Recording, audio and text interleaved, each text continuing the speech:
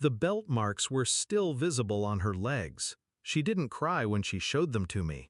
She just stood there, silent, eyes dull. "I didn't want to clean his toilet," she whispered. "My cousin, he made a mess on purpose." Then, Mom laughed. My wife, she laughed.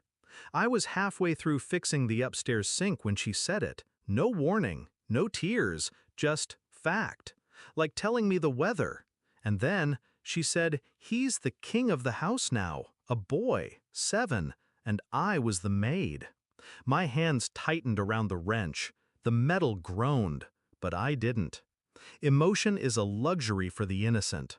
I kissed her forehead, gently, then told her to go play. She hesitated, looked at me, wide-eyed, reading something in my face I didn't know I was showing. She nodded. She didn't smile, neither did I. There was a time I thought love would hold the house together. Now, I see, it only hides the rot. I watched them from the doorway that night. My wife and her sister on the couch, wine glasses in hand, laughter echoing like knives across tile. The boy sat on the carpet, shoes still on, chips spilled under him. My daughter stood to the side, holding a broom, not playing, serving. And they joked about royalty. "Little king has his servants," her sister laughed. And my wife, she toasted to it.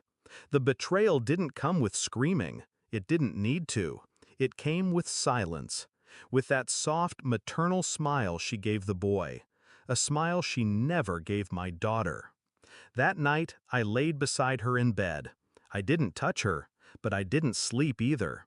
My mind stayed awake, filing memories, watching the gaps line up. And I remembered. The way she recoiled when our daughter was born. The way she doted on her sister's boy like blood. She'd never wanted a girl, not with me. I started small, quiet. A toothbrush swab from my daughter. Hair from the boy's brush. I used the lab at the university, quietly, anonymously. 2 weeks. In the meantime, I listened, watched. Every time my daughter flinched when the belt came off its hook. Every time she asked permission to sit, to eat. And they smiled through it all. "Respect must be taught," her sister once said, as if brutality were discipline. My wife didn't argue. She nodded, like she'd rehearsed it. I checked her phone when she slept. Texts from her sister. "Keep training her. She needs to be broken. She's not his child. Remember that." His? Not mine? I read that line a dozen times. Each time something inside me went quiet. Not broken, just quiet.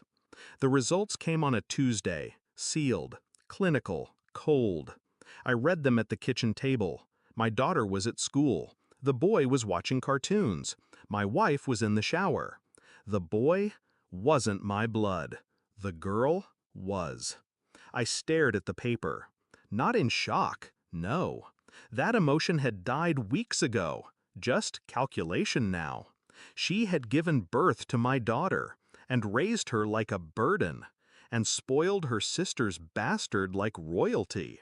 She stepped out of the bathroom in a towel. I handed her the envelope. Didn't say a word. She opened it. Eyes flicked side to side, lips parted. Then, nothing.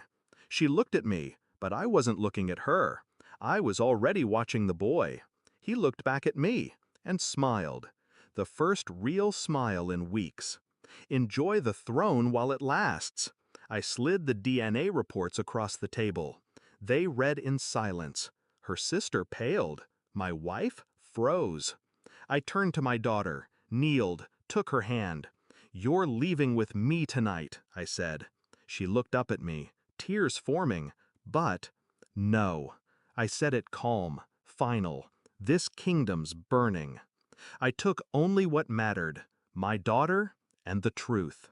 They tried to call, apologize, explain, but I blocked every number, burned every bridge, and built no graves. I didn't need their remorse. I saw it all now, through glass. She never loved me, not really. She loved the image, the mask, the lie. I'd built a home for truth. She filled it with fiction, and when fiction rules, truth becomes the threat. They beat my daughter to teach her place. I taught them consequence. She doesn't flinch now. She laughs again. She's healing. And me? I don't feel regret. I feel clean. I used to wonder what it would take to break me. Now I know. You can't break what's already sharpened. You only cut yourself on it. And they're still bleeding.